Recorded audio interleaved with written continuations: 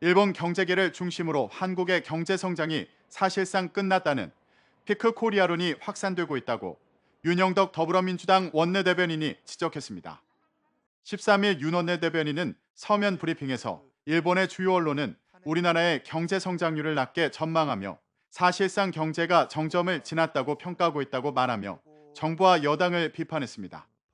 윤 대변인이 언급한 피크 코리아로는 일본의 경제지 머니원에 실린 내용으로 한국은 끝났다라는 제목으로 게재됐습니다.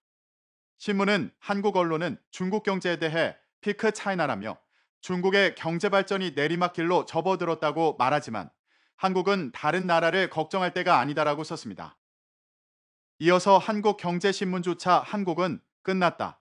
0%대 추락은 시간 문제라는 어두운 전망의 기사를 내고 있다는 점과 한국의 국내 총생산 성장률이 점점 감소하는 점에 주목했습니다. 1980년부터 2023년까지 연도별 GDP를 보면 한때 13%를 넘겼던 성장률이 지난해 2.6%, 올해 1.4%까지 떨어진다. 또한 경제협력개발기구의 전망치 역시 한국의 2024년 잠재 성장률이 1.7%까지 떨어진다고 예상한 내용을 소개하며 인구 절벽에 의한 노동력 감소 결과라고 분석했습니다.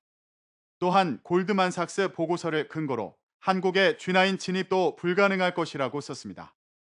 보고서에 따르면 우리나라는 2022년까지만 해도 GDP 기준 전 세계 12위를 기록했으나 2050년에는 15위 밑으로 밀려나게 됩니다. 2075년에는 순위권에도 들지 못한다는 예상입니다. 신문은 얼마 전 한국이 G9에 들 것이라는 취지의 소망을 얘기하는 기사가 한국 언론에 나왔지만 이 자료만 봐도 한국의 G9은 불가능하다고 강조했습니다. 여성 한 명이 평생 낳을 것으로 기대되는 자녀 수인 합계 출산율은 코로나로 인한 혼인 감소 여파까지 가세하면서 올해 0.72명에 이어 2년 뒤 0.65명까지 떨어질 것으로 전망됐습니다. 지난해 25만 명인 출생아 수는 30년 뒤 20만 명대 아래로 줄어서 50년 뒤인 2072년엔 16만 명에 불과할 것으로 예측됐습니다. 인구가 이제 유지가 되려면 2.1명 이상이 이제 좀 돼야 되는데요. 1.08이기 때문에 인구는 계속해서 감소될 것으로 볼 수 있을 것 같습니다.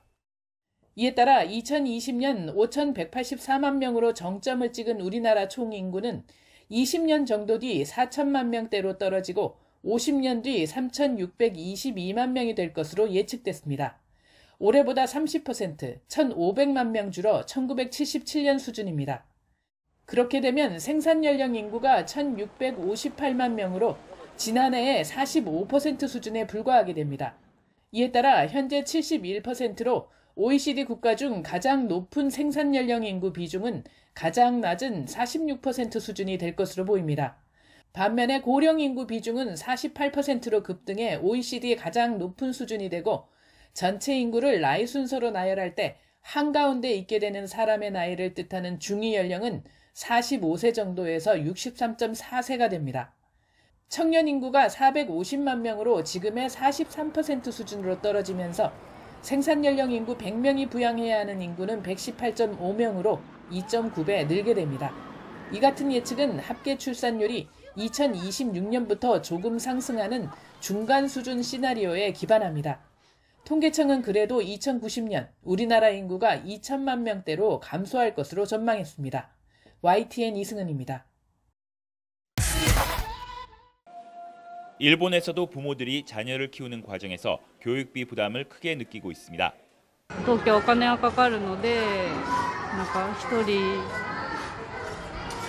で精一杯かな。教育費が一番気になりますかね。他はね、節約できたとしても教育は節約できないですね。 저출산 영향 중에 교육비 부담이 있다고 본 일본 정부는 세 자녀 이상인 가구에 대해 2025년부터 대학 무상교육에 나섭니다. 자녀 전원의 대학 교육비를 지원하는 건데 상하는 국공립대의 경우 연간 우리돈 450만 원, 사립대는 630만 원으로 소득 제한을 두지 않기로 했습니다. 지금까지 연간 수입 3,400만 원 미만 다자녀 가구에 한해 대학 수업료를 면제했던 것에서 혜택 범위를 확대한 겁니다. 또 내년 10월부터는 아동수당의 소득 제한을 없애고 대상도 중학생에서 고등학생까지 늘립니다. 특히 셋째 이후 자녀는 고등학생까지 월 27만 원을 지급하기로 했습니다. 또 내년 11월부터 저소득 가구에 지급하는 아동 부양 수당도 셋째 자녀 이후부터 증액합니다. 지난해 일본의 합계 출산율은 1.26명, 역대 최저를 기록한 가운데 일본 정부는 아동 미래 전략 회의를 열고 이 같은 저출산 대책 초안을 공개했습니다. 少子化は我が国が直面する最大の危機であり、各種政策についてスピード感ある実行が重要と申し上げてきました。 이를 위해 일본은 내년부터 3년 동안 우리 돈 32조 원을 투입하고 재원을 위해 사회보험료를 매월 1인당 4,500원씩 올릴 계획입니다. 다만 18세 미만 자녀가 있는 가구 중 3자녀 이상은 12.7%에 불과해 혜택을 입는 가구는 소수에 그칠 것이라는 지적도 나옵니다. 도쿄에서 YTN 김세호입니다. 대통령직 속 저출산 고령사회위원회는 지난 3월 5대 핵심 과제를 담은 정책을 발표했습니다. 6월에는 여러 부처가 참여하는 인구정책기획단을 출범해 저출산과 고령화 대응책을 논의하고 있습니다. 하지만 정부가 받아든 건 합계 출산율이 0.6명대로 추락할 것이라는 경고가 담긴 성적표였습니다. 14세기 유럽의 흑사병 때보다 우리나라의 인구 감소 추이가 위험하다는 외신의 분석까지 나왔습니다.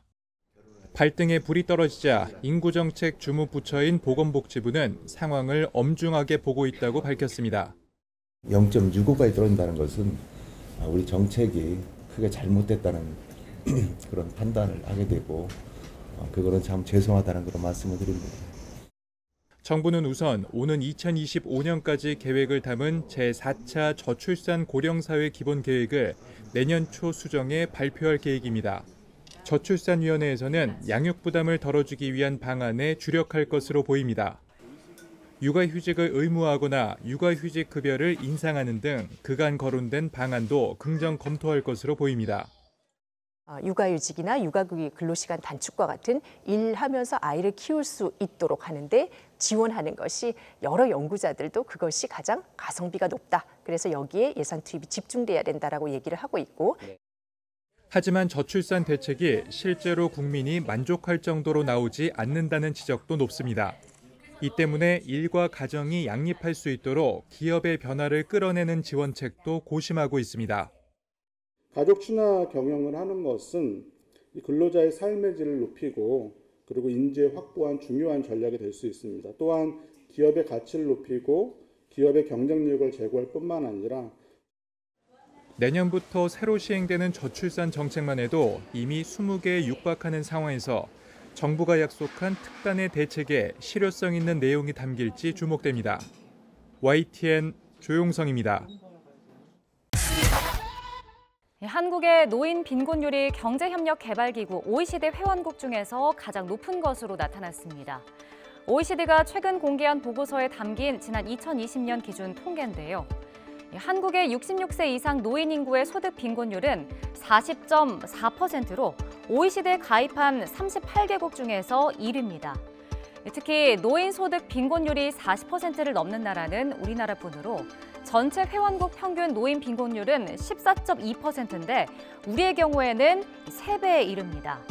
인접한 일본은 20%로 우리보다 2배 이상 낮았고 미국도 22.8%로 역시 우리의 절반 수준입니다.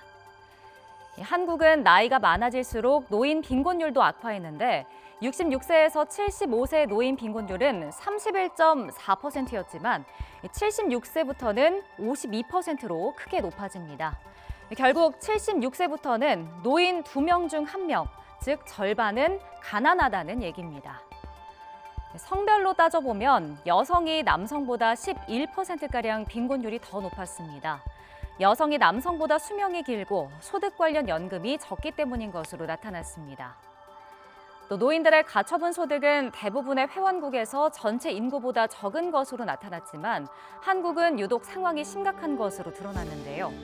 한국의 노인 가처분 소득은 전체 인구 평균 가처분 소득의 68%로 OECD 평균 88%에 크게 미치지 못했습니다. 저출산과 고령화, 변화하는 인구 구조가 노인 빈곤에도 급격한 영향을 미치는 것으로 보이는데요. 대책 마련이 시급해 보입니다. 20대 남성 이모 씨는 지난 2019년 신체 검사에서 현역 입대가 아닌 4급 사회복무요원 판정을 받았습니다. 목발뼈와 발 허리뼈의 각도가 16도 이상인 이른바 평발이었기 때문입니다. 그래서 이렇게 척추 측만증 이런 걸 치료하다 보니까 제가 평발이 심하다는 걸 알고 그때 깔창이나 이런 거를 좀 교정기로 맞췄거든요. 그런데 전문직 취업을 준비하면서 시험에 합격할 때까지 입대를 미루고 있었던 이 씨에게 최근 날벼락 같은 소식이 찾아왔습니다. 국방부가 현역 입대 판정 기준을 완화하기로 하면서 평발 기준이 기존 16도에서 30도로 바뀐 겁니다. 4급 판정을 받고 5년 안에 복무를 하지 않으면 신체 검사를 다시 받아야 하는 규정상 내년에 재검을 받아야 하는 이 씨는 현역 판정을 받을 가능성이 커졌습니다. 복무를 끝내고 사회 진출해서 그 일을 하는 일관성이 잠깐 끊어진다는 게 좀 크다고 생각을 해요. 하루아침에 달라진 기준 완화에 군 복무를 앞둔 청년들 표정은 난감합니다. 온라인 커뮤니티에는 현역으로 입대할 가능성이 커지면서 계획했던 일들에 차질이 생겼다고 토로하는 목소리가 이어지고 있습니다. 게다가 완화된 기준을 적용하면 키 174cm에 몸무게 120kg인 사람도, 십자인대 손상으로 재건 수술을 한 차례 받은 사람도 모두 현역 입대 대상입니다. 저출산으로 줄어드는 병력 자원을 보충하기 위한 조치라고는 하지만 그저 머릿수만 늘리는 것이 국방력 강화에 도움이 되겠느냐는 우려도 나옵니다. 건강 상태나 여러 개인 사정 등에 대해서 해소가 되지 않은 상황에서 그냥 국가의 임의 판단에 의해 군대를 가는 것이기 때문에 국방부는 바뀐 기준을 적용해도 군 복무에는 지장이 없을 거라며 문제 없다는 입장을 밝혔습니다. 개정안이 입법 예고 기간을 마치고 국무회의를 통과하면 이르면 내년부터 바뀐 병역 판정 기준이 적용될 전망입니다. YTN 안동준입니다.